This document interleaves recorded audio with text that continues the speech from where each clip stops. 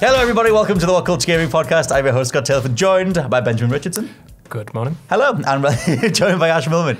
Hello. Now, for people who don't know Mr. Benjamin Richardson, he's our best guru man who comes up with all sorts of different content things. And his chances are he's already written something that many people already love. Yeah, I mean, so far I've been banned from the podcast because my northern phonemes aren't really suitable for a wider audience. Yeah, so feel free to shout at him in the comments if you can't understand what he says, and we will. I mean, we'll it's go all from right there. for Josh, but apparently not me. He's sort of refined himself a little bit. So, Amy Hennig, creative director on the old Uncharted games, did a bit with the Legacy of Kain games, was recently talking about the viability of single player in the industry and the idea that something like the first Uncharted wouldn't get greenlit anymore. And obviously these comments got blown up, to this whole conversation around the viability of single player overall. The thing that a lot of outlets missed was that she wasn't saying that single player isn't viable at all. Yeah. Because obviously one of the go-to, and I retweeted this because in the moment I was like, yes! But here he is with his retweets. Here he is with the things. Was, one of the things that blew up was like, well, look at all the single player games recently. God of War, Spidey, Uncharted, even Uncharted 4 outsold XYZ multiplayer. And that's not what she was saying. She was saying, look at the viability of a new single player story-driven IP, because that's where it gets really weird. Well, I think there's something else embedded in those comments, is that she was very specific about a short, and she mentioned 8 hour long, for example, single player campaign. And you hate the word campaign. I do hate the word campaign, but she used it, so I'm quoting her. As how they're no longer viable. You look at the single player games you just mentioned, Spider-Man and even Uncharted 4, and what was the one you mentioned? Spider-Man, God of War. God of War, that's it, yeah. And they're all much, much longer games than we would traditionally expect from a single player game. Almost as if the content has been stretched out dramatically to appease the expectation of an audience. And I think that is precisely what she's saying. You couldn't do something like the first Uncharted, just a nice 2-3 night game that's complete, well-rounded, everything it has to be in and out, It's also not open world as well. Like the first, Uncharted in Uncharted 4 has this stupid term which is wide linear for those bigger levels. Call me Johnny Wide Linear. It's bizarre because Uncharted 4 is ostensibly a linear game. Yes. But I think you've got a couple of levels where you're in that off-road vehicle in the big safari Madagascar. stuff. Almost as if those were an attempt to placate the desire to be open world without her actually having to make an open world game, which she so clearly doesn't want to do. It's not linear, it's wide linear. Just so please remember the wide. But that means you can go left and right as well as forward and backwards. I mean, Hennig had left Uncharted at that point, but it's interesting because something like Uncharted Lost Legacy literally has a bit where you go to this big open hub world thing, and there's a big old tower, and it's like, hey, do you want to get some collectibles? You can if you want. There's some coins, go get some stuff. And it's like, here's open world design infiltrating something that was, primarily linear. But I think the conversation is interesting because if you try to think of new single-player, story-focused games with new characters, because she had another point about, the wider conversation references the idea that we're only interested in sequels and franchises. Something like Uncharted 4 did so well because it's building on Uncharted. So if you try to think of new single-player, story-focused games, I can think of Horizon, 2016's Horizon, in terms of a whole new world. And there's other Sony ones, they've got Days Gone coming up, but obviously it's playing on zombie tropes and it's open world again. And so, Sony have been flying the flag. Ghost of Tsushima is another one. But I don't know if you guys have anything that comes to mind. I think the whole point is that there's not too much. No, literally, there's plenty of games that introduce new characters into a storyline we're already familiar with, but that is literally it, isn't it? It's all building on legacies of the past, which is where all the AAA games come from now. Well, I'd say the example would be Red Dead Redemption 2. But it's a sequel with with a new There's another point to that too. But then that leads you into John Marston's story, so it's not even something that is technically a new character. There's no risk involved whatsoever when you, as you say, you introduce new characters into established IPs. In terms of a AAA sphere, absolutely none spring to mind. I know in independent games they're all over the place, but nobody ever talks about them. And I'm going to mention it because I'm obliged that's to. That's a great pivot because it's worth. We've done I've done a couple of videos on this. We've talked about it amongst the office and stuff. The general sort of conversation around indie gaming. It used to have this kind of stigma around it where it's oh my god, they're all pixel platformers. But whatever. They are. Not all of them, Ash. It was stigmatized also because people are expecting to get a lesser experience from a lower budget game. It was always that independent games couldn't possibly match the quality of a AAA game. Because they didn't have the budgets, because they didn't have the development teams, and because maybe they didn't have the experience behind them. I think that's not the case anymore. No. I think we're seeing what are essentially indie games produced with budgets that are outstripping games of previous generations. You know, we need like, budgets is a huge thing because something like Hellblade, that Senua's Sacrifice. I always get the name of the developer wrong. I think it's Team Ninja. It's them or some Ninja Theory, one of the two. Ninja Theory, so I'm going to go with. I'll put my bets on Ninja Theory. They wanted to prove that you could do something that looked like a AAA game with an indie soul. Like it's entirely story focused, not open world, it's very linear. And they wanted to prove that if you just keep an eye on the budget, not everything has to be massive gargantuan, Anthem size, 4K leafs and all that. The problem is that the definition of a AAA game has been completely redefined. It's you look at a game like A Hat in Time, for example, game I've been banging on about for the last 3 weeks. Platformer. That was an attempt to make a game that was very much in the style of Mario Sunshine and Banjo-Kazooie, and it accomplished that and more, I would say. And it's no lesser in quality in either of those two games, but both of those were considered AAA games when they were released in '98 and even 2002 for Mario Sunshine. It doesn't look like AAA games of today. It doesn't have a 50-hour playtime. It doesn't have loot boxes. It doesn't have a big publisher's name. It doesn't have a 5,000 name credits list. Half-hour credit sequence in Red Dead Redemption 2. It's because people have been conditioned to think that AAA games are a certain thing, £50 games that you can buy in a shop. But no, you can have a AAA game that is disguised as an indie game. Yeah, but I mean, that's one of the things on the indie side is like something like the Unreal Engine 4 went free, so it was like developers had access to bigger budget tools. I mean, in terms of quality, obviously. But I mean, in terms of elevating the bar of what we think of when we think of an indie game, like there is still that assumption that it's going to be this like cheap like pixely type thing.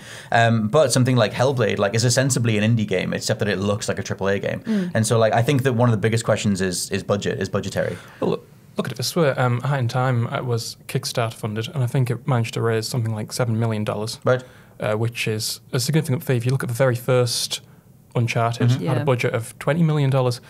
And that's like a fraction of something like Anthem or the assumptives of what Anthem would be going on. I was going to say there's recent Kickstarter games like Psychonauts 2, that's obviously building on something that's already had a big franchise. That only got 3.2 million. Yeah, so I mean, I think a big money. Yeah, I think so much money and like time and effort. I did a whole video on is the industry heading for a crash kind of thing, because it's like so much time and effort is put into fleshing out like making worlds look 4K or like so much extraneous detail that doesn't really matter. Like like detailing like some riverbed in the corner of an open world game that no one's ever going to get to, and that's my point about budgetary stuff. Fluctuating equine. Yeah, but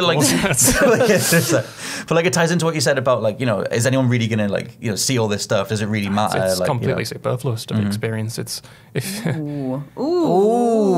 I mean, I'm with you, but yeah, a good game's a good game. You don't need all the bells and whistles. That's what I was going to say. Just very quickly, because I had this whole tangent thing. Was because you said about people have been conditioned to expect these big like eye-popping 4K over the top things, and that is because the industry always had like a half of like a tech focus. Like, look how much we've rendered this person's face. Look what we've done. Like and that's the glass ceiling I think we're approaching. I think it's interesting because I think as we approach the tech ceiling, it's now impossible. It's becoming increasingly impossible for a developer to just release the same thing but better. Like it looks better. You can do more. Well, you can't do more.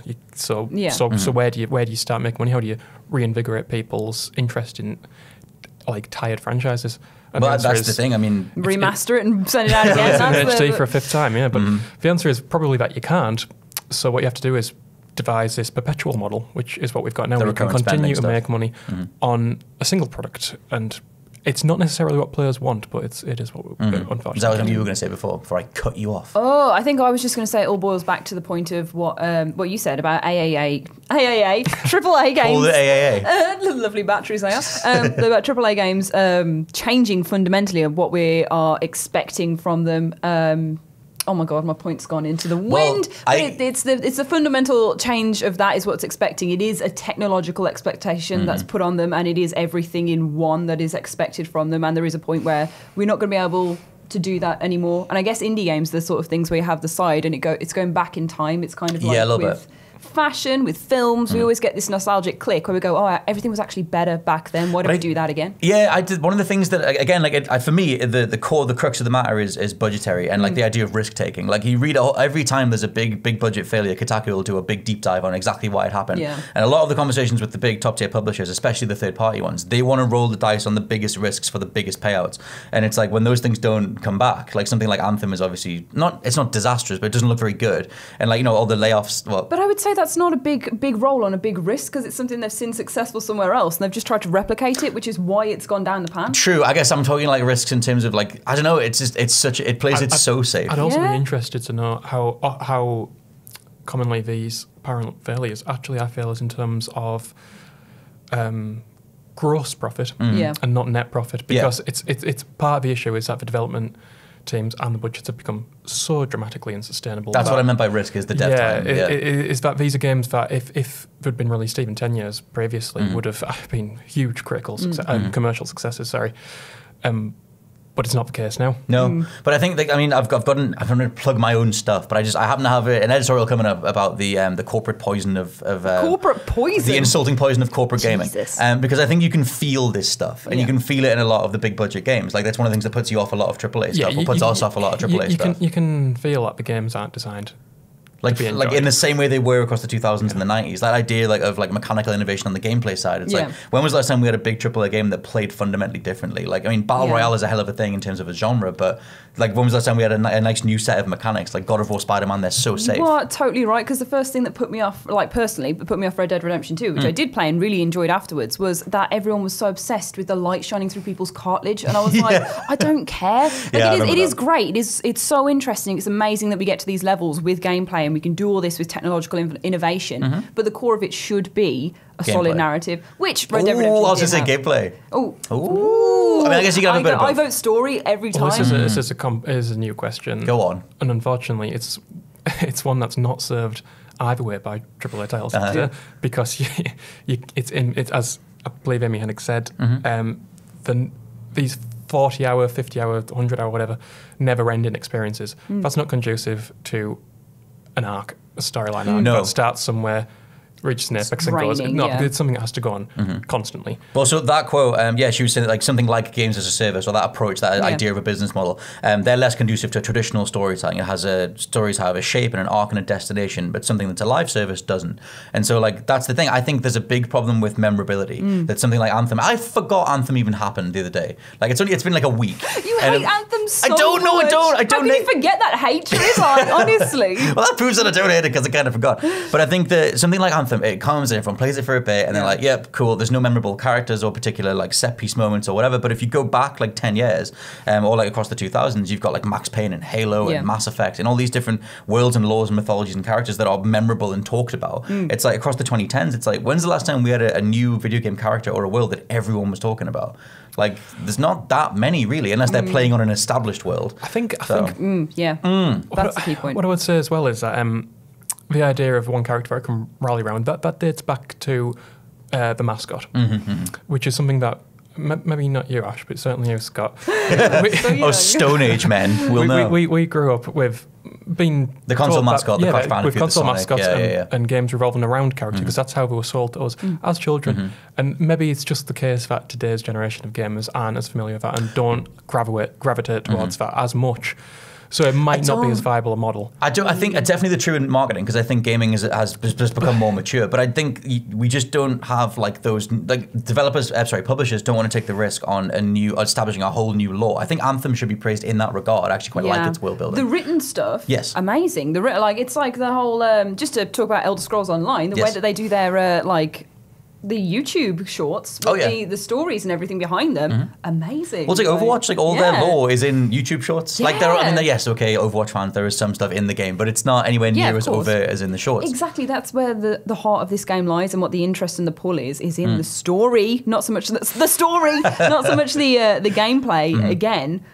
Because when you're actually playing the game, it's very dry and long and extended and drawn out and games as service, blah, blah, blah. Yep. But when you look at YouTube, then you're like, oh, there's actually something I'm interested in. God, and as a point for that, I mean, Neil Blomkamp did a little short movie to go alongside the launch of Anthem. That short movie got me more interested in Anthem than anything that BioWare and EA have put out, because they focused on characters and arcs and the potential story and a world and everything. And none of that's in the game. It's so alien for BioWare as well, because it's what they're made their name for. They're the story people. And it's almost like they themselves have been strong-armed into doing what everybody else has to do. I'm looking forward to the deep dive, the Jason Schreier deep dive, and exactly what happened with that, because his thing with Mass Effect Andromeda was fascinating, and you know, he's written about the end of Mass Effect 3 and things like that. So for someone like BioWare, they're almost like the perfect company to developer to hold up because they've changed so much, like Baldur's Gate to Dragon Age and Mass Effect, all the way through to just a run and gun loot shooter. And I do think Anthem does have praiseworthy elements. I do think its world is enjoyable and stuff, but you can look at it and go like, yep, this is the base corporate approach to even spreadsheet game design. You look at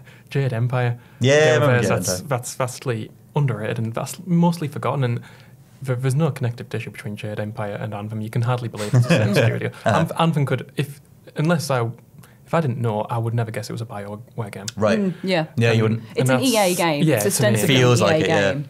But that's the thing. I mean, like something like Anthem, like, I mean, you have to do all these assumptions at the minute because it like I said, it feels like it has this corporate mentality to it. But I think bringing it back around to, we both before when you were like, oh, it's about story and I said it's about gameplay. Yeah. Something Hennig mentioned, which is really interesting, is that something like Uncharted 2 and 3 would gain multiplayer modes and so would sustain a fan base alongside. You had the story. And I remember the Uncharted 2 and 3 for the story. I played very minimal of the multiplayer, but that seems to sustain people. And so it's like, you know, like do you need both? 3. Yeah. Like 3. I would say the multiplayer completely unnecessary to the actual integral story of that, no matter how good or bad. I didn't know Mass Effect 3 had multiple. Exactly. It's actually really solid though. It's actually from working here that I found out how. I was like, I just played the story like. Well, they try to tie it in because in Mass Effect 3 it was like you had the Galactic Readiness stat, which is going to play into your final end game, and they were like, hey, if you do a bunch of multiplayer missions, that will help with your story progress. Didn't do a whole lot, but at least they tried to sort of bring it together. But that's another question: is like, how much do you need like both sides of it? Because I remember when, I don't know if you guys played The Darkness back in like 2007 or 2008. No, I watched a film called that. But it was a thing and a band, but it was this whole thing. And I remember when The Darkness came out and they just crowbarred a multiplayer mode into it, and it felt so tacked on. Yeah. And I remember feeling back then that it wasn't enough anymore to just have a story. You had to have something else. I'll tell you a little story here. Go on. Here he is. I think you'd agree that, as you were saying with Darkness, the multiplayer in Uncharted 2 feels also tacked on. Like pretty much. It's actually pretty good. It's fine. Yeah. But that was done to meet a necessity, to meet a requirement. Someone telling them, the publisher saying, put this on, people paying 50 quid for a game, but want to get more out of it, 8-hour storyline's not enough. When Rare were developing GoldenEye, this was back in 1995, so very, very close to the end of development, the team themselves thought, I wonder if we could have a multiplayer. Yeah. Can we do it? Like, and it was tacked on, but it was just because they wanted it in there, and it became one of the best on the N64. But in that case, that's fascinating. It is fascinating because it's just a completely different mentality. They were doing it because they wanted to. It was a thing of passion, whereas now it's because you have to. Yeah. It's a requirement. But it's that Rare thing. It's like they operated on so much of their own level. I'm sure it was like the whole thing that Nintendo didn't even know it was in there. Very, very, it was on the disc. There was very little interference from Nintendo, especially what with Nintendo of America communicating with Rare and Twycross at the time. So it was difficult to keep tabs. So they were pretty much just putting in as much as they could and doing as much as they could because they wanted to. And this is a team of about 7 people, 7 or 8 people, whereas Uncharted 2 had 150. It was a fair whack, team, I think, The thing is with Uncharted, I mean, again, it's in the 2000s, so it's not as overblown as we have like today in terms of the budgets and the risks and all that kind of stuff. But Uncharted, I still feel like it has an authored sense to it. Like you still feel like Neil Druckmann and Bruce Straley's writing. Like it has a set of characters and all that kind of stuff. It's got personality. Yeah, personality. Which is what games tend to lack. We know more about the development side of games now than we used to. For sure, we're certainly more about the process, but do we know about the personalities to develop the games as much? I don't think we do. I think over the years, like things like, you've got your people like Ken Levine, Hideo Kojima, like, you have even the executives like Shuhei Yoshida, like people know names of figureheads, but I think like... There are certain, as you say, they are figureheads, they're like totemic figures who can sometimes act as like flags for certain companies. But going back quite a while, people used to look forward to games from particular developers, like the developers themselves. I think that's still the case for people like Naughty Dog, and I mean that's definitely the case for Amy Hennig. Yeah.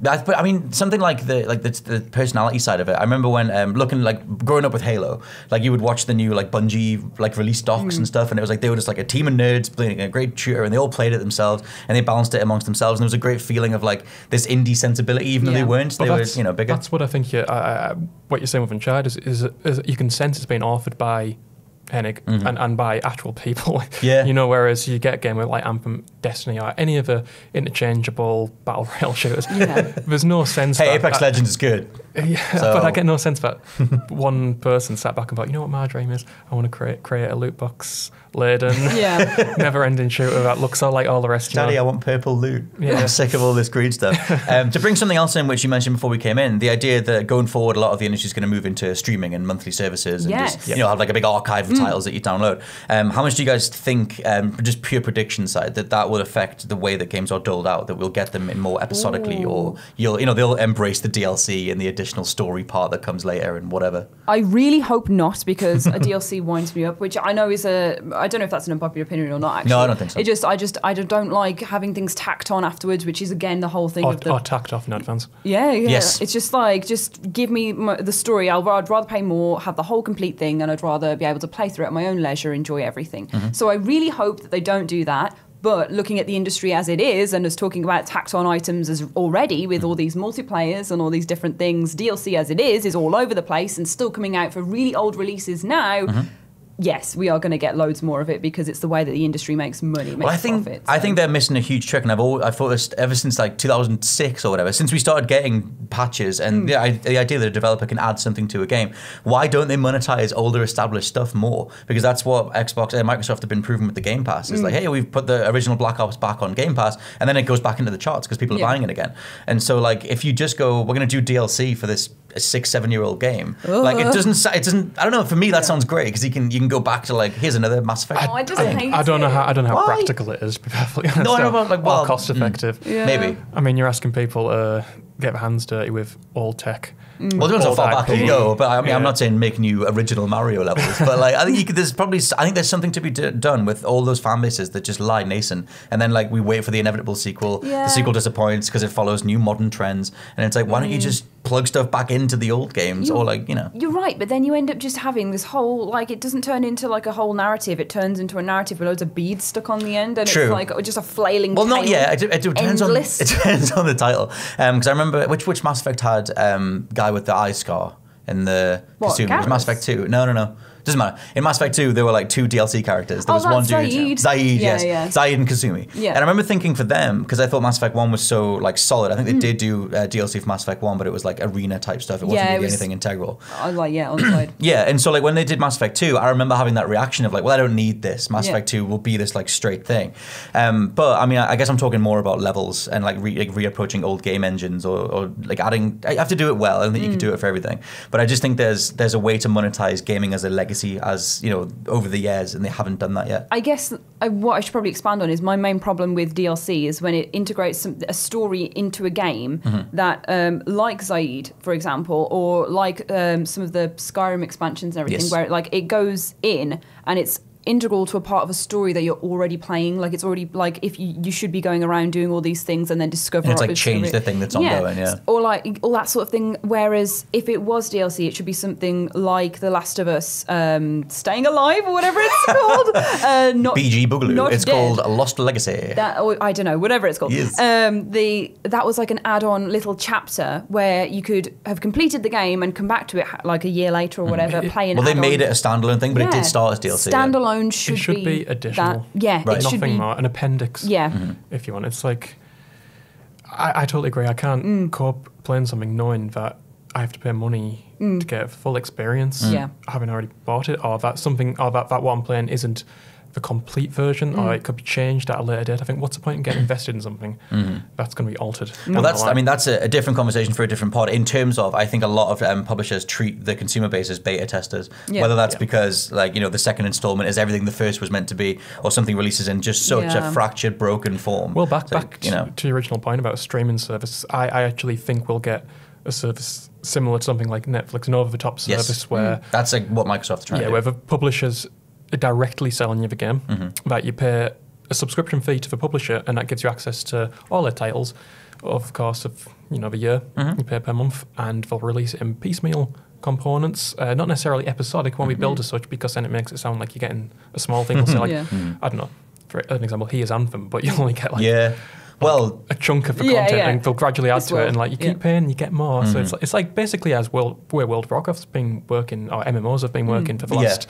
That's a good test case, because obviously Warcraft, but that's obviously so big that you can't just plug additional campaigns and characters and stuff into it. And the big difference with MMOs is that the social, there's something else to keep you playing. In Anthem's case though, like to bring it, like you can kind of connect it all together, because Anthem obviously charges up front premium price or whatever. Then immediately on day one they were like, here's our roadmap for the rest of the year, and there's a big old story chunk of Anthem not coming, I think it's in May, which is like deals with something that happens after the end. And it's like, okay, like I quite like the idea of gaming playing with itself as a medium and being like, well, we're going to give you like episode 1 or the first massive chunk, and we'll add to this as we go, and you're with us for the long haul kind of thing, and you've already bought, you've bought into the whole thing. Like I think Shenmue, it's like, wait 20 years and you can have they're finally wrapping that up. But I think if they just say that from the outset, that's fine. If they say this is like Walking Dead seasons, Telltale games, if they say it is fine. And also the other major thing is the price. So you're not paying £50 for episode 1 of The Walking Dead. Well, that's what would go away if you did the monthly thing. Yeah, exactly. Well, as long as the price points of AAA games are like 55, 60 quid, and I know that hasn't actually changed, but what you're getting has changed. If anything, it's gone down, like based on some generations. Well, it depends. I know when the N64 first came out, you were paying 60, 70 quid for some cards, but that was because of production and rarity. It wasn't because it was just standard. But about 50 quid, isn't it? About 55 quid. I just remember some headline being like, we're paying less for games these days than we ever have. Well, it's like, kinda. We might be, but we're not getting as much for the money. So, but you have to get there's a certain level that you have to get for that money, which you could eliminate completely with a streaming service. If you're paying £10 a month, you're quite satisfied that you're getting a half-finished game, because that's only a tenner. Oh, I really don't want it to get that way. The thing that it's like is exactly like the film industry and the TV industry, and what's happening now with Netflix as a streaming service, which we've already brought up, is that people are gravitating towards TV, and they want like weekly installments and things that keep going so they can stay in these worlds. But then I think the movie industry is going to become increasingly episodic. That's bad. Which I would hate. But like, but we're already seeing it happen, like you say, like. Movies being converted into TV series on Netflix. And you get part 1, part 2, but that is dying off a bit again, because I think film is coming back to its natural form of being like, right, well, here is a film, here is the story. If we're going to do another one, it will be a sequel, which is its own contained story. They tried with like Ultimate Editions and XYZ, and it was like, But it's like, well, where we've gone with Netflix is having all these episodic things, and people want to binge them, is the thing. People want 10 episodes released at the same time. They want an extended long-form story that they can have in chunks, but at their own leisure, which I think is what gaming will do. I think it will go through this thing of being more episodic, more bits and bits and bits, until people go, just give me all my crumbs, I want a loaf of bread, and like make it into one big release, which is what this streaming service could do. It could release the crumb one by one, and then have them all collected at the end until people go, right, just give us the that might sound like a decent thing in some regards, but that means instead of you need a loaf of bread to feed your family. Exactly. What if you were told you need to pay 3 times the price for that loaf of bread to feed your family? That brings us full circle, because then you've got the corporate mentalities infecting that idea again. If you get a game that they say, well, you're paying a yearly subscription, you're going to get a chunk of it every month.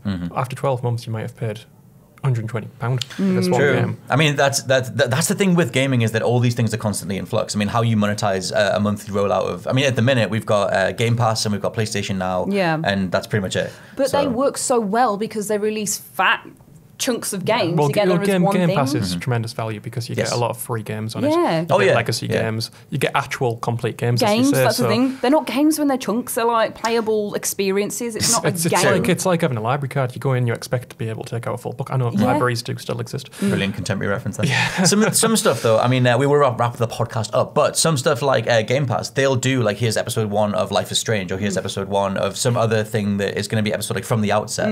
And so I guess like it's a communication issue in that regard, because you wouldn't just play something and then realize it's not all there. But I do think having the monthly thing would relax all those expectations, because a lot of the problems that people have with games is that they've invested this premium price thing, and a premium, like AAA game just isn't what it used to be in terms of the state it is at launch and how much is going to be added over time. So there's all that. There's the other way it could go. I'm just going to throw in another fish into the frying pan. I've got food on the mind. The loaves and the fish, eh? Fish and bread, the two quantities we need. But to have another thought, I think another way the game, I would say film industry, another way the game industry could go would be to look at Kickstarter, and that being used as something that we are invested in as episodic, but they only released the full game at the end of this narrative of this is what we're doing now, this is what we're doing now. We'd like your opinion on this. Here's a beta test. So you're talking about like a sort of democratized model of video games. So that could be what you pay to invest in. You watch the experience happen and have your say in it. So in a sense, the consumers become the developers. Well, that's literally what I'm saying. That's what I'm saying in terms of we've been forced into being. That's that relationship between a developer and a consumer base is what we have right now, but we're unwillingly part of that. Yeah. Because everyone sends all the feedback back, and then they implement here's a bunch of day one patches or patches going forward, features that were missed or whatever, and it's that relationship, but without it being advertised as Kickstarter. So it's a communication issue as well. But for now, we're going to wrap this thing. We might do a part 2 depending on how many other thoughts and conversations and rambles we have as we leave this room. But for now, this has been the WhatCulture Gaming Podcast. Let me know what you think down in the comments below if you're watching the video version, or you can find us on social media if you're on any of the audio platforms. So yes, I've been your host, Scott Taylor, joined by Benjamin Richardson. Goodbye. Nice to be here. Joined by Ash Millman. Goodbye. I'll catch you next time. Bye. Bye.